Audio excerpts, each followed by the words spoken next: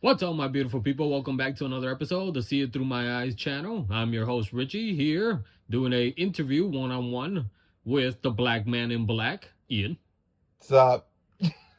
Guys, today we're going to have a very special video. So the ones that have been around for quite a while and followed our channel, we have done a couple of interviews, sit-down interviews among ourselves.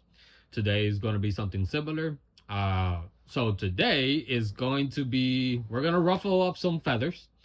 But we are just going to try to have an open discussion. So I'm going to be interviewing Ian.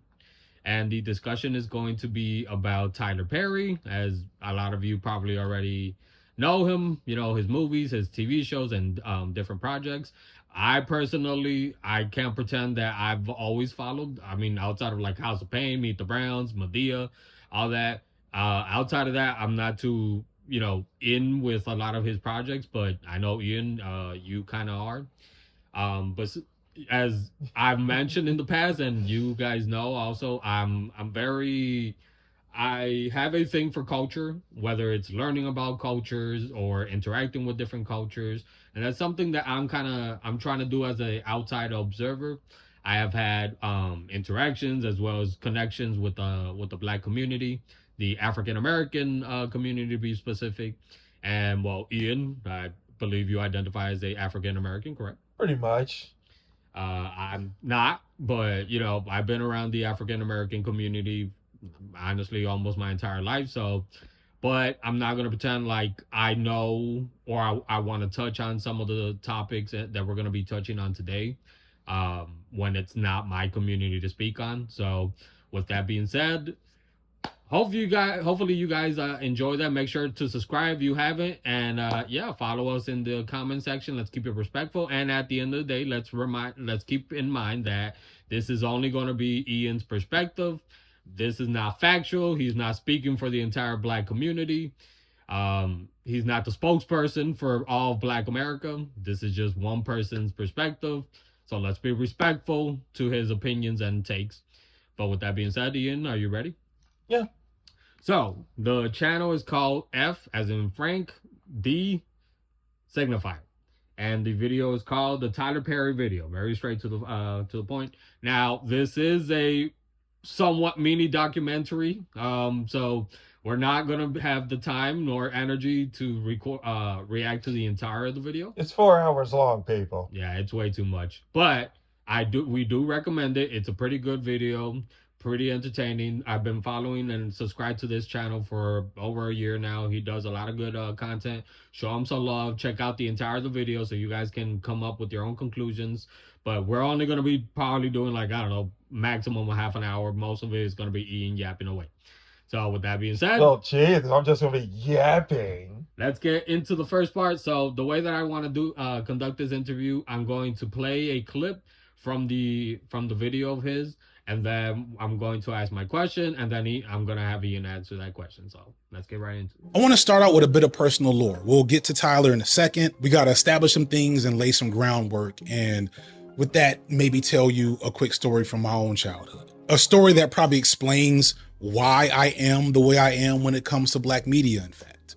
It's 1995 and I'm in 8th grade. The town I lived in was in maybe a transitional stage for the neighborhood because it was at one point a predominantly white working class community that was becoming predominantly black. And this meant that in my middle school, we had new, younger black teachers coming into the community to teach the black student population that was becoming more prominent. But we also still had older white teachers that had been there forever and a predominantly white administration. Although I was lucky because I was in Mr. Scott's class, both in 6th and 7th grade. Shout out to Mr. Scott, by the way, one of the best men I've ever known in my life. Sadly, Mr. Scott could not save me from this coming canon event in 8th grade. This is before DEI or critical race theory or even just race consciousness in how we organize schools a lot of times. So a lot of these white teachers that were still in charge were just not socially equipped for the predominantly black student population they were dealing with, but they were trying. The problem was that they didn't know what they were doing, so some of those tries were really bad decisions and them trying to cross a cultural divide that they didn't fully understand. And one of the ways I remember vividly was their choice on what we would watch at every movie day. See, instead of rewarding us with classic kid films from the 90s, such as The Sandlot, Home Alone, The Lion King, and of course, the classic A Goofy Movie, these teachers felt like it'd be more appropriate to show us things that were culturally relevant. So we watched Sounder, The Color Purple, Go Tell It on the Mountain, Roll of Thunder, Hear My Cry. If it had a slave or something that looked like a slave in it, we watched it every other Friday at Dirksen Middle School in 1995. Now, I'm not saying I was a young Huey Freeman at this point in my life, but I knew a little bit. I was still raised by Hoteps, and I recognized even then that media wasn't just something we consumed passively. It had an effect on people. And in this instance, the idea that I would work extra hard all week just to be forced to consume images of Black pain and suffering, that didn't sound like a reward to me. And because of teachers like Mr. Scott, let alone the multitude of Afrocentric learned Black people in my life, I knew that there was way more to African and African American history than us being slaves. So it didn't take but one or two times to watch these movies and recognize a pattern before I got sick of it. So one day in the middle of some slave movie, I stood up and said, why are we watching so many slave movies? This was an odd outburst for me because I was mostly a quiet, well-behaved kid. But here I was interrupting movie night. I don't quite remember what happened next, but I know at some point I yelled that we could be watching The Lion King, and that was the last thing I said before I was sent out the room. I was sent to the room where kids who misbehaved or didn't do their work were forced to sit during movie day. I was sent to the punishment zone. The first time I came there, I remember one of the younger Black teachers being confused as I was one of the good ones and I didn't belong there, but there I was, and there I would remain every movie day for months to come. I remember the days before movie day asking what we were gonna watch, and whenever I found out it was something with slaves in it, I immediately just knew to go to the other room, and I would bring some comic books with me, maybe a Game Pro magazine. Shout out to all the elder millennial gamers that even know what that is. And I would just chill out for an hour in the bad kid room. It wasn't until many years later that I revisited those moments and realized the low-key racial trauma in all of that, both in how the white teachers who weren't bad teachers, they weren't overtly hateful or racist, but they had little understanding of the harm that they were engaging in. But also I recognized how the Black teachers either didn't think to speak up or maybe weren't in a position to. They had no capacity to control the situation. But more importantly to this video, this is only possible because of a bigger problem that was going on. The problem was if they wanted to show these Black children something that looked like them and connected to their reality, there wasn't much for them to do. On some levels, I get the plight of the teachers. For Black people at the time, there were only a few genres of film. It was either these Black struggle core movies from the 70s with lots of slaves, maybe a few other recent things like Dangerous Minds, or worse than that, Lean on Me. And then there were the crime dramas, Menace to Society, Boys in the Hood, Dead Presidents, hood classics, but maybe not appropriate for 12-year-olds. For a lot of Black youth then and before then, to see yourself in media, you basically had to project onto things that weren't actually Black. Hence the aforementioned Goofy movie, a film that is looked at as a Black classic that any Black person that watched it will tell you is a Black movie, even though all the characters in the movie are technically dogs. The best we had was the classic Bebe's Kids, but again, maybe not for a bunch of 12-year-olds, right? So those white teachers knew enough to know that they should show films that were culturally relevant, but their options at the time were highly limited, as was their understanding of what cultural relevancy really meant. So they made the poor decision of drowning us in Black struggle images and punished me for daring to reject this enticing offer. Hyper-focusing on individuals for systemic issues tend to let the system off the hook and allow it to persist unencumbered. And I was failed by numerous systems, not just by people, but none more than the film and TV industry of the time. The sad truth is that Black media then was extremely limited and underdeveloped and had been for decades at that point. Today, there's tons of black stuff to watch. If I sit my kids in front of a screen with minimal effort, I can have them veg out all day and look at mostly black faces. There's Doc McStuffins and Craig of the Creek. There's Family Reunion and a ton of black kid shows between Nickelodeon and Disney. There's even black superheroes and Black Panther, Black Lightning, Spider-Man, and even Captain America now. At some point, DC is going to realize they have literally the best young black superhero of all time collecting dust in their basement, and they will add Static Shock to the ledger. But recognize this long roster of black-oriented media took a lot of effort and blood and sweat and tears over the last 30 plus years to build. And if you know anything about Hollywood, you also know that all of those shows were undersupported by their studios and their actors were underpaid and their original runs were shorter than they could have been, and all the things that we know Hollywood tends to do around black-centered media. So, before I get to into my question, Ian, any reactions to so far that small clip? Um, just a little bit of things like again, like definitely it wasn't really. It's well, first and foremost, let me start here. It is kind of funny that we're kind of discussing this in like the time of this recording being February, kind of the end of it being Black History Month. So I think it is kind of a little bit fitting to just kind of address it. Um, so when I was growing up in it was mainly a elementary school. Now we didn't have a movie day like he did, but what would happen, particularly around the end of the semester for like before summer break, most of the teachers weren't teaching, and so the kids still needed to be at school just for the sake of I think those who needed to still eat and stuff like that, and so we did in fact have like times we just the teachers would throw on a movie and they would just let us kind of sit and just deal with that for like the duration of the day and with those occasional breaks and things like that. Um like now my teachers, they weren't really on the nose with it like that, but that being said, I will say it was mainly my 4th grade teacher that would put on like The Color Purple or Roots or even the play versions of Tyler Perry, which, to be honest, I don't think any of that was really appropriate. But I think later then she tweaked it where she asked us like if we wanted to bring movies from the house, if we want to bring those in school for us to watch, then we could, just so long as it was quote unquote appropriate, which I thought was a little bit ironic. And so I remember I like brung Monsters Inc. I brought Spy Kids 2, Island of Lost Dreams, like just really those movies that were just like, oh yeah, this is just definitely for the kids. We didn't get around to watching them throughout that kind of end phase of the semester. We mostly watched kind of, yeah, like the Color Purple and Roots, and although I can't really speak for my classmates whether or not they were uncomfortable, and I'm not about to act like I particularly was uncomfortable. It's just for me, I just very much prefer to watch something else because to me it just seemed like we were watching a film for like an assignment, like a docu thing, and I'm just like, I thought the goal of this was to kind of have fun. So yeah, so I totally get it. I get it. Okay, so my question to you, do you kind of using his example?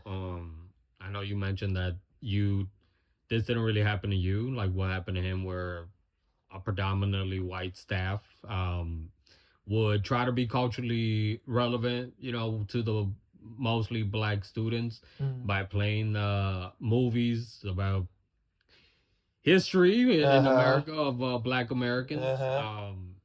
How do you feel about students being introduced to that type of history? Like, do you think that it's good? Do you think it's bad? Do you think it's an appropriate time to expose students in that at that age to something that graphic and not the yeah. Well, I'll say this because you're correct. Like the school that I first started out at was predominantly black teachers for the most part, and it was a few white teachers, but most of them was, to be honest, on the side of the preschoolers and the kindergartners, and then like even like first grade and second grade for the most part. But then in them higher levels, it was mostly black teachers, and then there was we had only, to my knowledge, it was only one math specialist that was actually white or whatnot. But I definitely want to say this, where a lot of those teachers there, they felt compelled that we needed to know our history. They wanted to make sure that we knew like African American history. Now, looking back on it, I don't know if that's because we had classes like social studies, and there's no denying that if you go into a history class, you're not getting told the full story of history. You're only getting the perspective of American history, which, if I just be transparent, is from the white side, the Caucasian side of history, but it's not the full layer of the history of this country. And so a lot of my teachers, they felt compelled that we needed to know the full scope of history, specifically for us as African American boys and girls. And so that's why they would throw in like The Color Purple and the film like Roots, and to, I guess, give us the full spectrum of that. Now, your question, was that kind of appropriate? I honestly gotta. My thing is, I'm not 100% too sure. I don't really think so, because the best film that they showed that was kind of appropriate for us as African American boys and girls that was growing up in school, it was a film known as Our Friend Martin.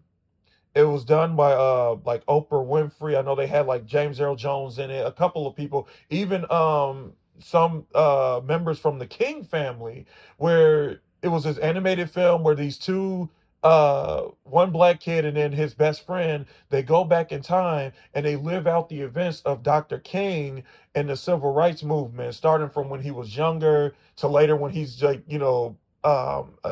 coming from college, even when he's starting his ministry, and then of course that's the whole, like, getting the whole spectrum. And then in the plight of that movie, the protagonist, his name was Miles, they find out that Dr. King gets assassinated, and they want to try to save him from that grim fate. But in the process of doing that, it affects the future. So he's no longer friends with his best friend who is white. His other friend, Maria, who is Hispanic, she's basically like a cleaner of the school. And the teacher that they knew, she was basically only taught to teach the white kids or whatnot.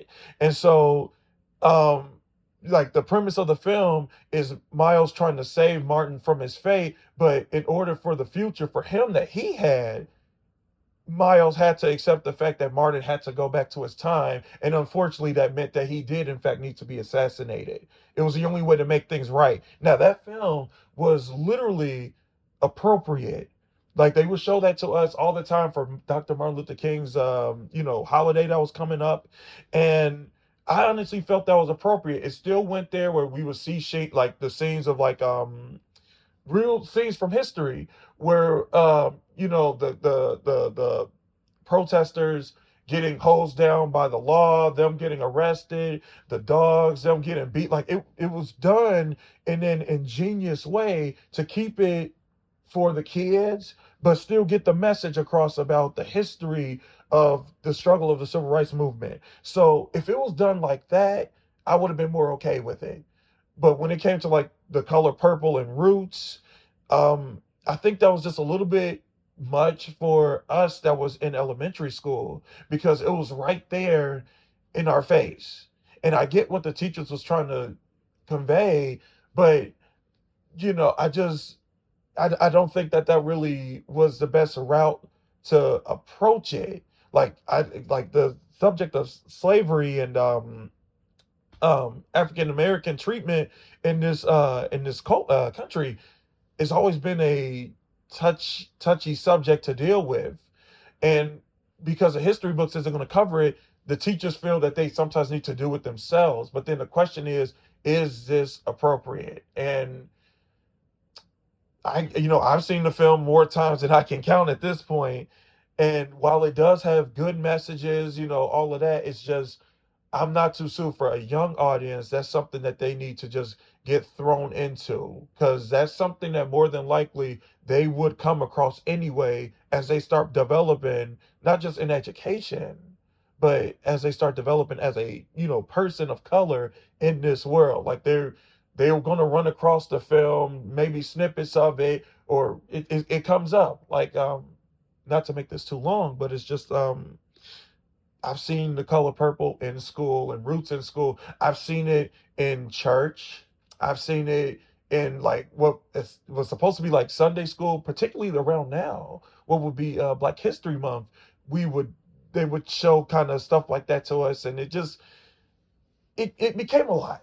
It did become a lot. Like I get history, it's not pretty, and we need to learn from it. If you don't learn from your past, you're destined to repeat it. But it's just kind of getting that over and over again does start raining down on the meaning of this thing. And real quick, I know that I don't know if you guys are I don't know if you are aware, but Disney years ago they tried to do films like similar to like Our Friend Martin, but they would uncover like heroes from history. Like one of them was named John Henry, and I know that they did a live action interpretation of him with um what's his name? He plays Julius off of Everybody Hates Chris. Terry Crews. Terry Crews, thank you. Like they took their spin, like they had it. It was never really released, but they did try to take their spin on trying to talk about like heroic African figures like John Henry, and try to make it appropriate for the kids. Musical, colorful, but still hit the markers about just the time and the climate of which things are happening. So I don't know. I think some things could have been done a little bit better. I'm better off because I would watch those films, and because I was young and I really wouldn't fully understand, those films kind of flew past my head versus if I was just like watching Lion King or something animated. But looking back on it now, I see that they were trying to really drive into us, this is our history. Learn this history, embrace it, and fully understand it, you know. I agree with that notion that we have to learn from our history, and I think at a young age it's important for people to learn their history, Uh-huh. especially here in America. That's a melting pot that people do come from different backgrounds, whether you're of European descendant, African descendant, or what, just that alone. Even you have Caribbean folks, those of African descendant, more recent African ancestry, and obviously your Black Americans. You got Hispanics, Asians, Native American. You got all kinds of people. So I do agree that it's very important. And I kind of want to transition to my next question, because you and me, we've had these conversations a couple times. We have witnessed it with other folks, specifically other Black people, where you have somewhat of a divide, people with different perspectives and different takes on the matter, where you have some people that argue that we shouldn't be focusing, or you have outsiders, non-black people, telling black people that they need to stop focusing so much on the history of slavery, oppression, Jim Crow era, and all this other stuff. But then you have people who argue the complete opposite, that Uh-huh. argue that all of this, like what we just said, history is important to learn. Now obviously it's black and white because everybody has a no pun intended, but it's there's a divide there of how people do feel like it. But we've also have had friends, you and me, mutual friends that are black, black Americans, that have also divided. Some of them feel that the focus should be put more on the accomplishments as well as the future and the present of black America, whereas there's some that do agree with that notion, but also still feel that we still should be bringing up and honoring those who did suffer, those who fought for the struggles of Black America back in the day. So my question to you: where do you fall in that argument? So, like, again, it's very important. Like, I agree that understanding the full scope of history, particularly for your culture and like, the because that is always going to be a part of you. Like I'm African American, and so that's never going to change. And so my history, or at least my people's history, does have value to me, as I would think, the history of, your culture, your people being Hispanic would have value to you. So it is important to have that knowledge, just like that awareness about the plights that they had to go through, what the times were where the struggle that they had to go through in order for me to be have at least enough more rights and freedoms than they did back then. Because to not disclose any of that information, I believe, is doing a disservice. Where it's just like you got all these freedoms and all that, it might not be as much as we would want, but we need to at least address and understand the fact that we've came a long way from where things were back then. And so from that angle, um like uncovering the truth behind history and stuff, that I think that is very valid and stuff. And just I guess on a side note on the subject, I guess want to point out that recently we the community lost a very powerful figure, Mr. Jesse Jackson, who, if anyone really knows, played a very intricate role in the civil rights movement.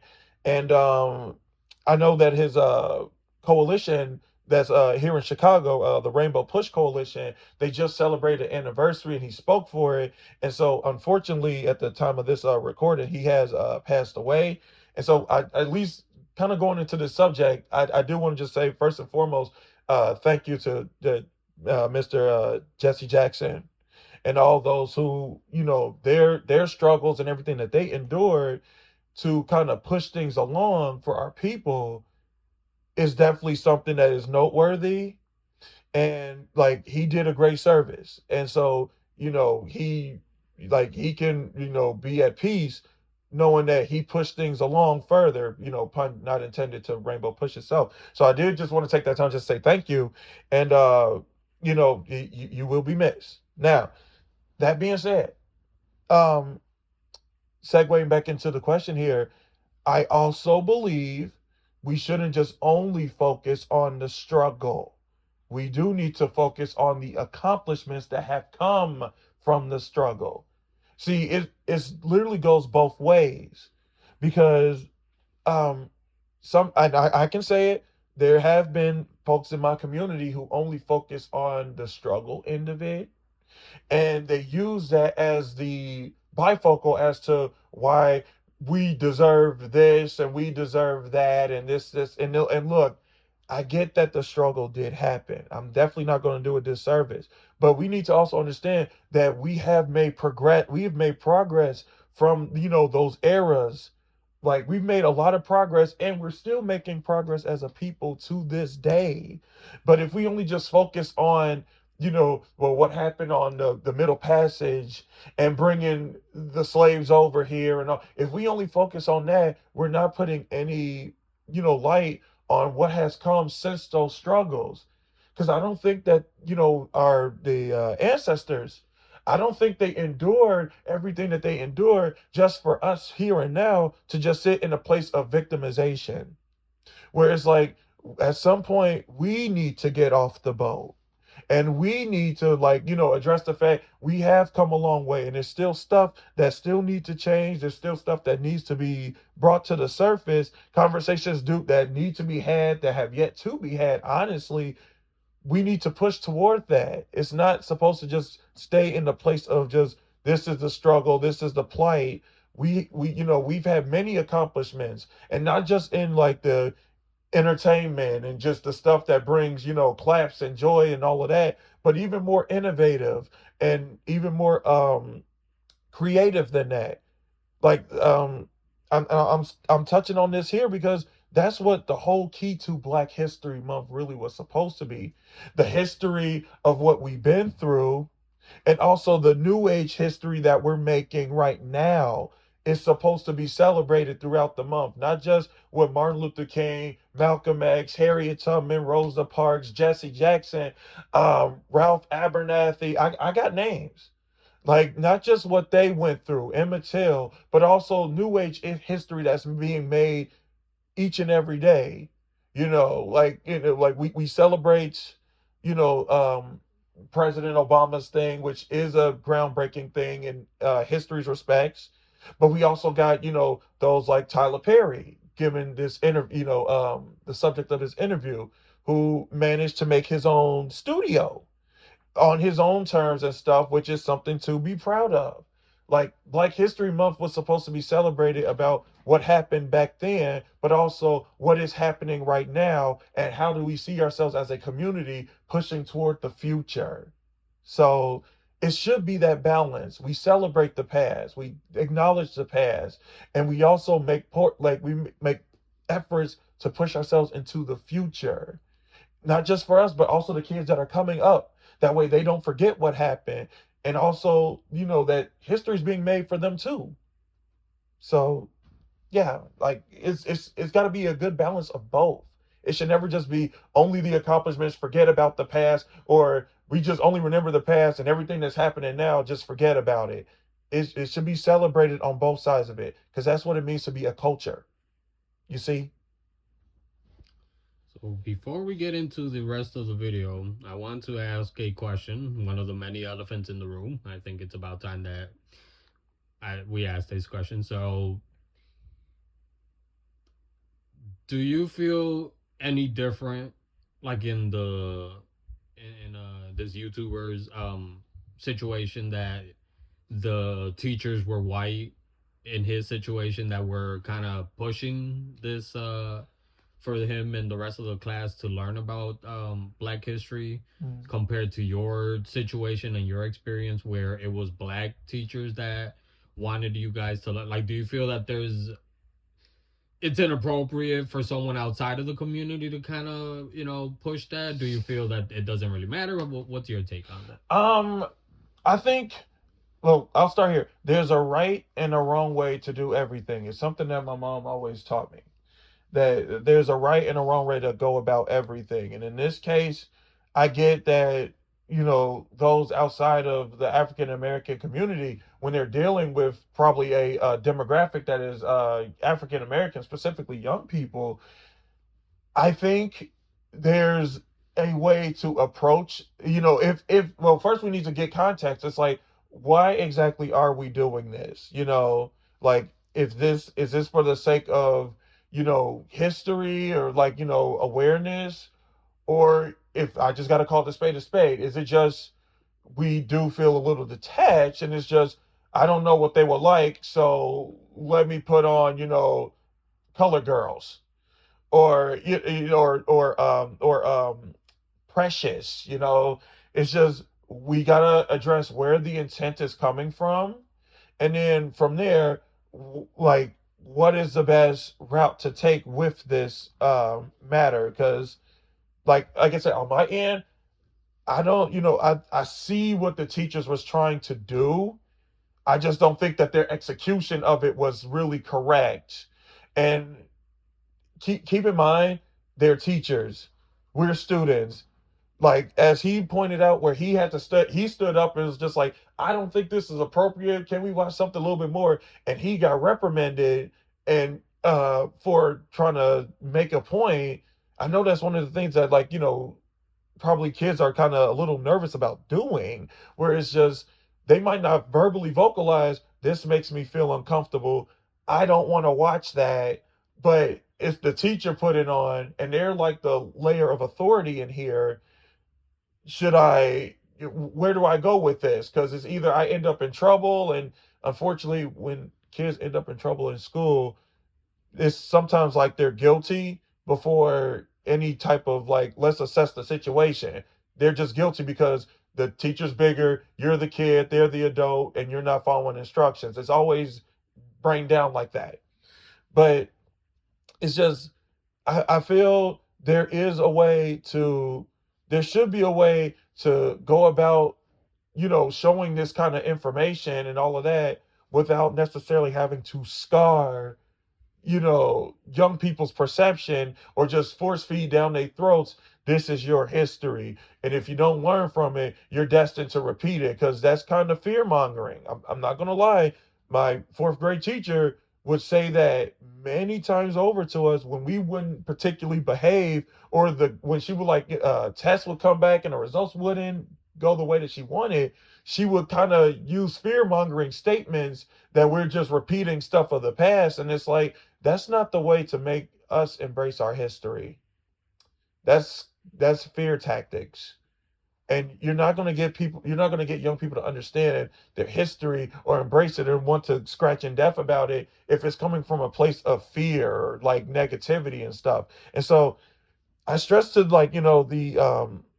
the teachers, just check the intent about it. If this is like a matter of just I need to put something on, you got to use judgment here.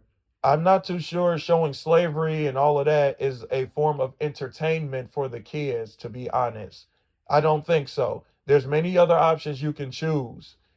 And if it is just like a matter of history and stuff, then you also got to assess, where are these? Are these young people? Are these teenagers? Are these people from in college? And then use your best, deduction skills on that. What's up, my beautiful people? I'm your host, Richie, here.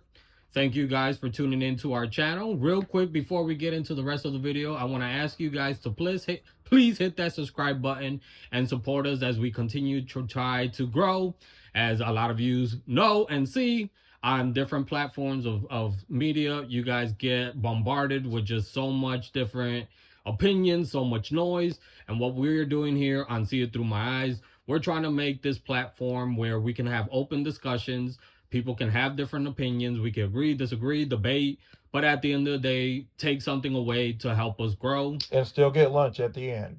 And we're trying to make this a place for people to feel safe, as long as we keep it respectful. Mm-hmm. So, guys, from the three of us, me, Richie, here with Ian and Jesus. Say hi, guys. Hi. Make sure to subscribe and support us, guys. We really appreciate it. Continue to grow. We're trying to hit at least 150 subscribers by at least March. So please do us a favor. Show us some love. We're on our mission. And yeah, we'll see you guys next time. And somewhere on that journey, it hit me that the whole Black excellence thing was bullshit. Because I was in the club. I was lucky enough to have access to it, but I kept seeing and hearing things that didn't sit right with me. I kept seeing all the internal and external contradictions. I heard the way so many other Black excellences talked about other Black folks and even Black children who technically didn't fit that mold. And I began to see how quickly and easily a lot of Black excellence types were very willing to sell other Black people out for their own personal gain to make sure they held on to that status. But this was all just kind of ruminating in my brain, not really driving any real desire for a true political awakening. And I don't think that fully happened until one night in 2019, when BET gave Tyler Perry the Ultimate Icon Award. And I heard him say the following during his acceptance speech. Trying to help somebody cross. While everybody was fighting for a seat at the table, talking about Oscar so white, I said, y'all go ahead and do that. But while you fighting for a seat at the table, I'll be down in Atlanta building my own. Because now, anyone that knows me personally knows that I had been for a while a Tyler Perry hater. That probably should be obvious. But I had also for years at that point started to just keep that to myself. I didn't have a platform to voice my grievances. And even if I did, I wouldn't have been saying much more than so many other critics of Tyler Perry, where it really made a difference to say it at all from my perspective. But this speech made me feel different in just like, oh, his movies are bad or his politics are bad. It was a blatant slap in the face of so many Black people who care about art and media and Black liberation to have this literal billionaire stand in front of an adoring crowd and talk about the empire he built by himself off his talent, hard work, and dedication, all while so many within the industry he dominates were begging white institutions for scraps. That didn't sit right with me, and it didn't because it didn't sound accurate. To explain, a few years before this speech, the Oscars So White hashtag began to trend on Black Twitter after all the winners of the Oscars in 2017 or 2018 went to white creators, and very few people of color were even nominated that year. It was later revealed that 93% of the Oscar Awards board were white and 77% were men. Again, while Hollywood gets accused of wokeness a lot, the reality is it's just as white supremacist a structure as any other industry in the country, and if you know anything about black media, it shows. And this should make the narrative around Tyler Perry's rise to independent dominance more inspirational. The Oscars might ignore him, just like they ignore a lot of us, but why should he care? They have no control or influence over what he does. He references this power and autonomy in his speech. He talks about the fact that he bought acres of land once owned by the American Confederacy, literal slave owners here in Georgia, and now he uses it to make his movies. He talks about coming from nothing, and then he references the Oscars So White hashtag, saying again, while you fight for a seat at the table, I'll be down in Atlanta building my own. And the crowd goes wild. 4 months later, Tyler would officially open Tyler Perry Studios in one of the biggest celebrations of Black excellence the world has ever seen, inviting Black media royalty from every corner of the world, even figures who denounce his work publicly, all to celebrate his achievement, an achievement that he speaks of as an achievement for us all. This speech went viral. It was shared amongst all my Black excellence peers, and people talked about how inspirational it was. And I just kept quiet, because to me, this felt like someone super rich playing in our faces, and I was frustrated that I felt like I was the only one who recognized that. From my perspective, even back then, he was just reproducing the same dominance framework that white people had over us in every other institution. Yes, Perry had managed to do the impossible and build a essentially dual power framework for Black people in media. But in reality, if you know anything about Tyler Perry and his entire career in media, he's always refused to actually give other Black people full access to it. So when Tyler Perry says, while you're fighting for a seat at the table, I'll be down in Atlanta building my own, I can't help but think no one else gets to eat at Tyler Perry's table. All right, so right before we get into the question, the final question, you got any reactions to that part? No, I think a lot of it's pretty straightforward. Okay, so my question to you now, obviously, we skipped over the majority of this video. Like 80, 90%. 95, 99 probably. But it's a good video. It's just way too much for us to do in our video. And my purpose with this interview was to get your perspective, specifically yours. Obviously, you being on the channel, and also this being Black History Month. So with that being said, this last part, I want to get your perspective. Do you agree, disagree? How do you feel about Tyler Perry's contribution, and also his speech where he he said that instead of asking for a place in the white Oscars, he created his own studio, as we mentioned before, and all that. But other people and other Black entertainers have argued that he hasn't given that chance or the opportunity or extended that handout for other Black artists and Black celebrities. So how do you feel about it?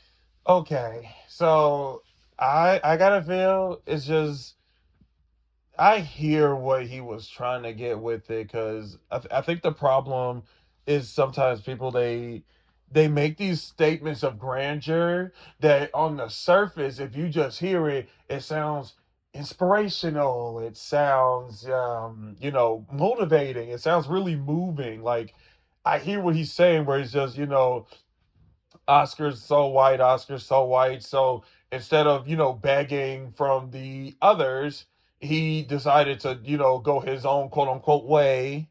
And he built something on his own, on his own terms, by his own merit and stuff like that.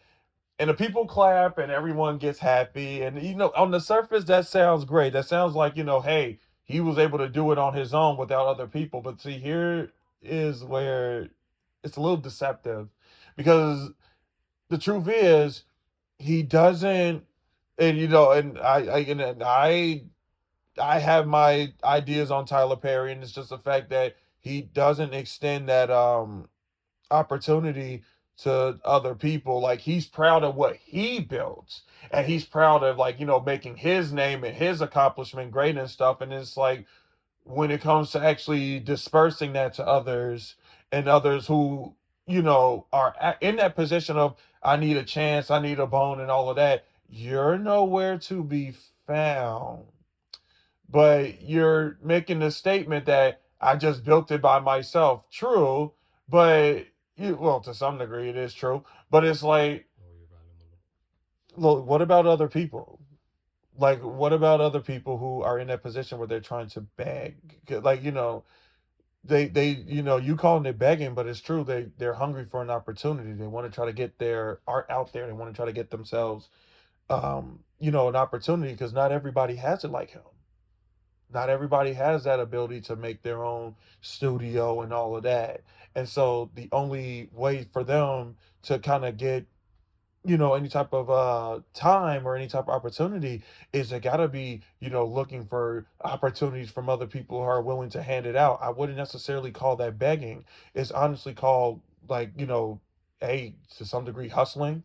I also, and we talked about it before, where one thing in the African American community we always get upset about is like when people get up there is like, oh, you need to give back to the community. You need to, um, don't forget where you came from. You need to, give back to people and stuff like that. And the weird thing is that it's fallen in a place of just something of physical. It's got to be money, cars, and houses, and that's how you don't forget where you came from. If you're giving money and houses and stuff to others who have the same skin tone as you. But in the video, and I know that we didn't react to it, or it wasn't showcased in this particular interview.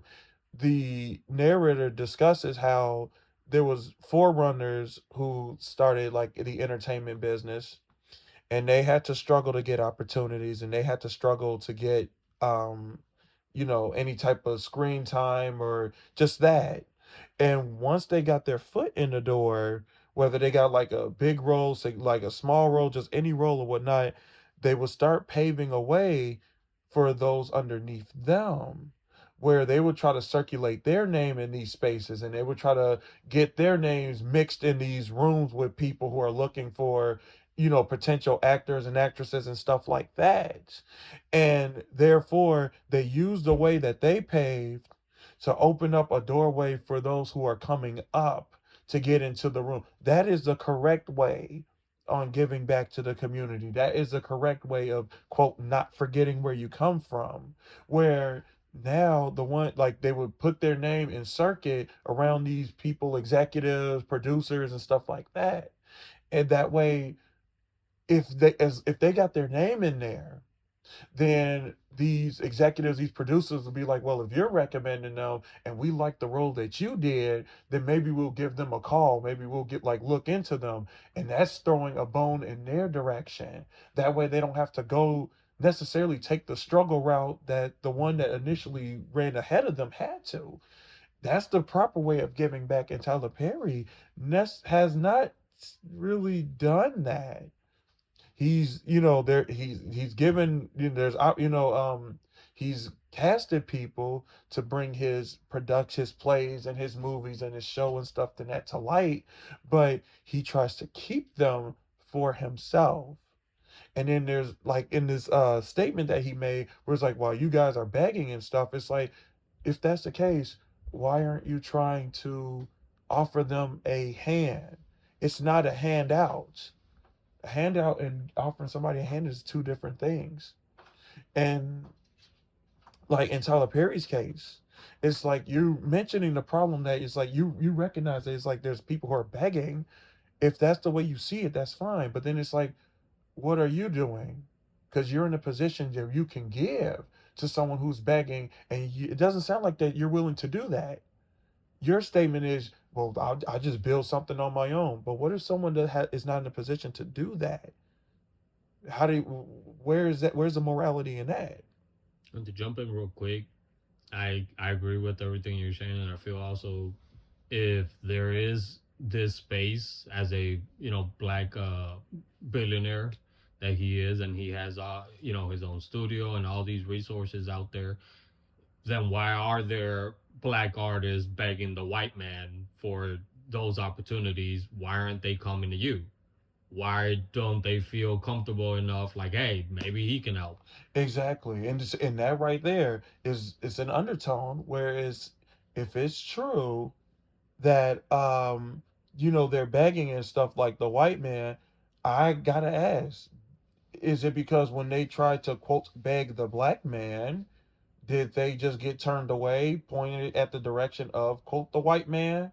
Or did the black man offer them things that they weren't comfortable with?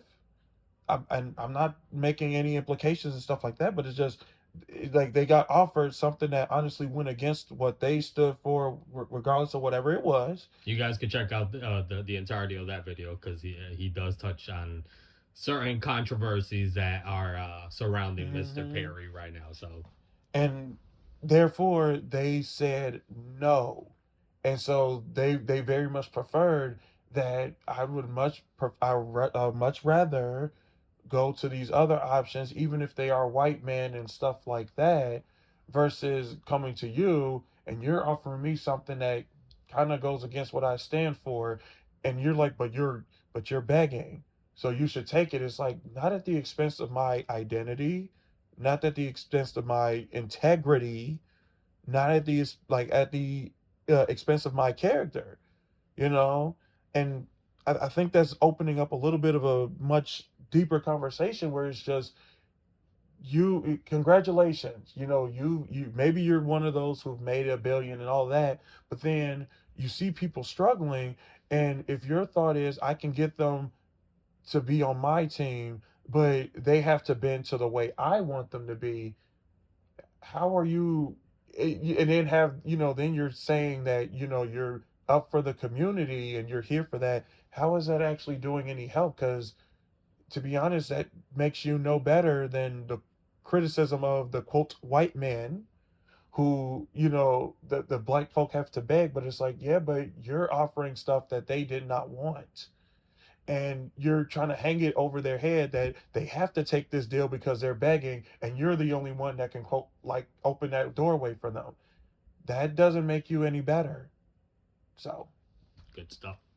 So, guys, as we mentioned, we didn't react to the entirety of the video. We only took a couple parts. Again, we highly recommend it. Real good stuff. 4 hours long, but it is going to be worth your time. He has his own perspective, but brings a lot of evidence, a lot of different takes from different people, wrapped up into 4 hours and 5 minutes. But again, it's a really good video, so we highly recommend it. Go definitely check it check it out. out. Show him some love. FD Signifier, the Tyler Perry video. Um, I want to thank you, Ian, for accepting this interview, this one-on-one. Like I mentioned before, I enjoy learning about different cultures. I've had my past with the African American community. I love my Black Americans. I love my Black people. So I did this video with all my heart to show love, because I want to learn, and I also want to be able to give this opportunity for someone like you, who you're one of my best friends. You're on this channel with me, to have that opportunity on whenever you guys are listening to this video. We recorded on in February still, so if you check this video out around that same time, Black History Month, very important. And I don't know if you guys ended up listening to it after February, but still, this is when we recorded. So but really, really important stuff, like important discussions that I feel we need to have, including for someone like me, an outsider, to have to learn. We need to learn from each other because, again, this country is a melting pot, and we have so many different cultures, and each culture has their own history. And unfortunately, there are people out there that are trying to erase history, erase culture, and there's no other way to put it. It's pretty fucked up. So we have to stay on our toes, and we also have to, since we have to live with each other, we have to also learn from each other, Hispanics and blacks, blacks and whites, Hispanics and whites, and everybody in between, right? So with that being said, guys, I am your host Richie, here interviewing Ian. This is See It Through My Eyes. Make sure to like and share this video with anybody who will find it interesting. Add in the comment section anything that you guys feel that would be interesting. Tell us what you guys feel, if you agree, disagree, anything that you want to add. Let's keep it respectful. But before we wrap up this video, Ian, I want to get this is your interview and this is your culture, so I want to make sure you wrap this up. So it's all yours, buddy. Definitely two things, two major pieces. The first, tying it to the top of this, was just the history thing. Number one, definitely for like my black brothers, sisters, and then even those outside of the of our community, just it is very important. Learn your history. Learn your history. Um, be and as painful as it is, as um not too pretty as it is, as sometimes even gruesome as it might be, you have to resolve your history and also take pride in that history, because it is through those struggles and it's through what the people before they had to endure, what they had to fight for, what they, the reason that we in our respective cultures have a future today. And on top of that, we are to continue to push things along further to the future, where it shouldn't just be us after all this time just talking about just the history of Dr. King and the grace of our faith and all of that, but even like today's history that's being made, whether it's like local, like local enforcement, people who own businesses of their own, started their own brands, whatever it is, we need to celebrate history both in the past tense and also in the present tense as well, because that is what makes any type of history month, Black History, Hispanic Heritage Month, whatever. Just that's what makes it worthwhile. And then the second piece, in regards to just the Tyler Perry thing, I will say, I'm still giving my credit to Mr. Tyler Perry. I do not know him personally, obviously. I only know of his workings, his movies, his shows, and I say that he has made a very, very interesting impact on the African American culture.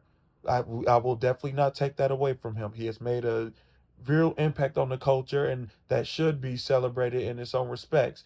That being said, I want us to be very alert that we are not mistaking art for identity. And I'm stressing that now because in the world we living in now, we not just Tyler Perry, but there's many others who by name have very powerful influence in a culture, music, movies, you name it. And we're starting to see that behind that art and behind what they've put in the forefront, there is a person still back there, and that person has flaws, that person has challenges, and then if I just call the spade a spade, they might be more to it than what we see on the surface. So I'm telling all of you that we just need to keep our eyes open, keep our ears open, learn how to assess people a little bit more closely from the inside out. I'm not disregarding the music they make, the movies they make, the books they write, whatever their craft is, the sports they play, whatever.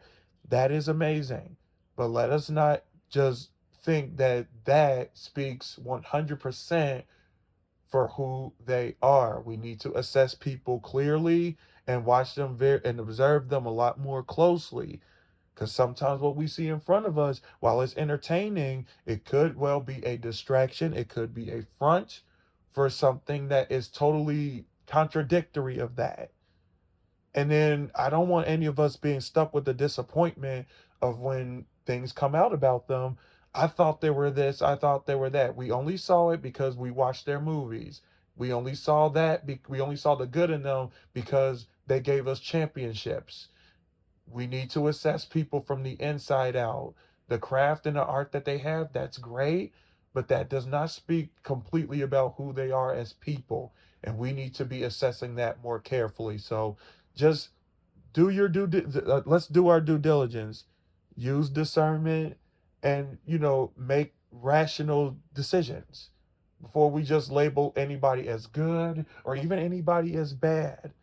Let's assess the whole thing completely and then come to a proper conclusion. Okay? There you go. Thanks so much for tuning in to see it through my eyes. We really do appreciate you guys. Take care.